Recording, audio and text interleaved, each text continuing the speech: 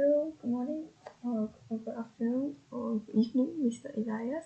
I'm Elisha, and today I'll be presenting JellyScapes, which is my 2D game that I have coded.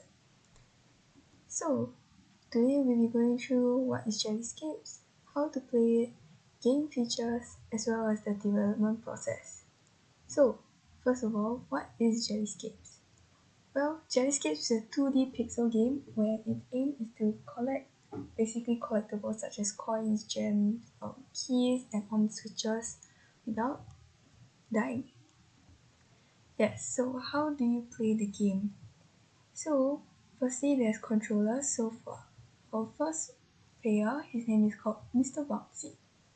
So his controllers are D for right, for moving right, A for moving left, and space bar for jumps. And if you want to double jump, you just press the space bar twice. Okay, so our second player we have Rice. So he's a sushi, and his controllers are the arrow keys, where the right arrow is for right, left arrow is for left, and up arrow is for jumps.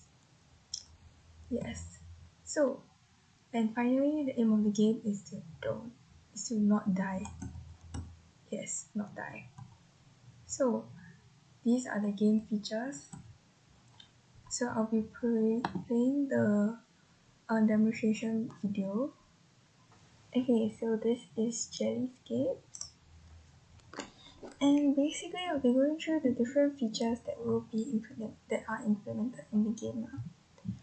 So firstly, there's the splash screen.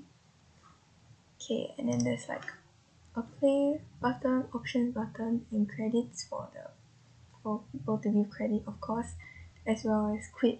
And there's also a how to play button as well. So yes, I was just going through all this. All this can be found in the gameplay video.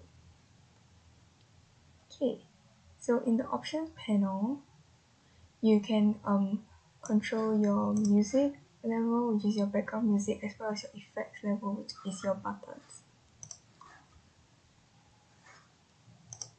So yes, and this is the first level.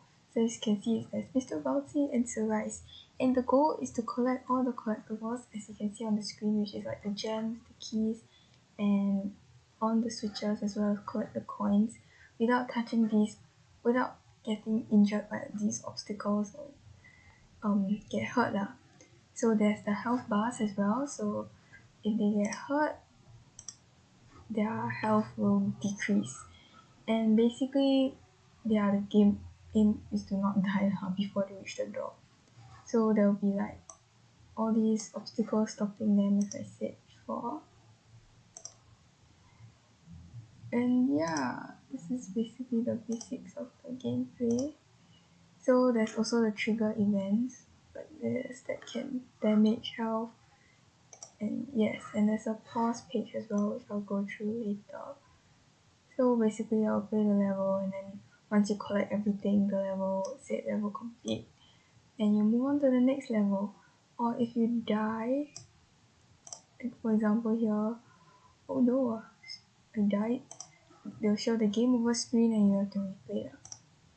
Or you can go back to your main menu.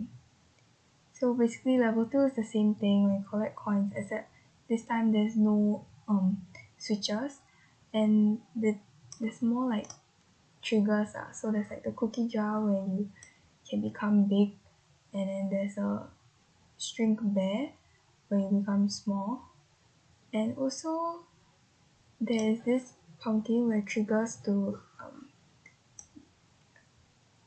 how to say, make all these objects disappear. So yes, basically I was just playing the game, and then once you win, they'll bring you to this page that say you won. Okay, so yes, so this was the pause menu I was talking about. So there's the resume button, there's the go back to your menu button, and there's your quit button. So yeah, that's basically all the implementations I have in my game.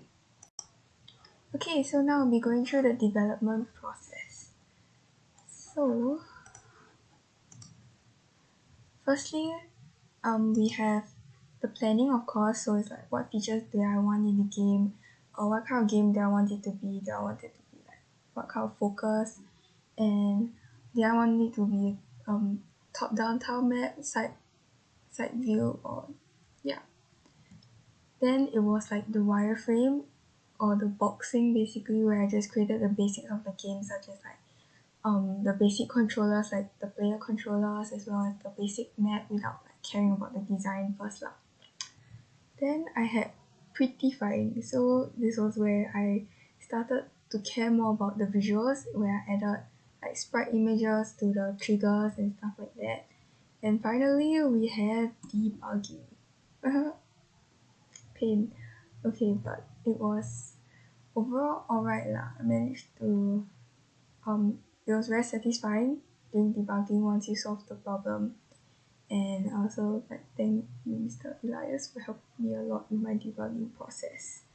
And yes, so basically this was my development process. And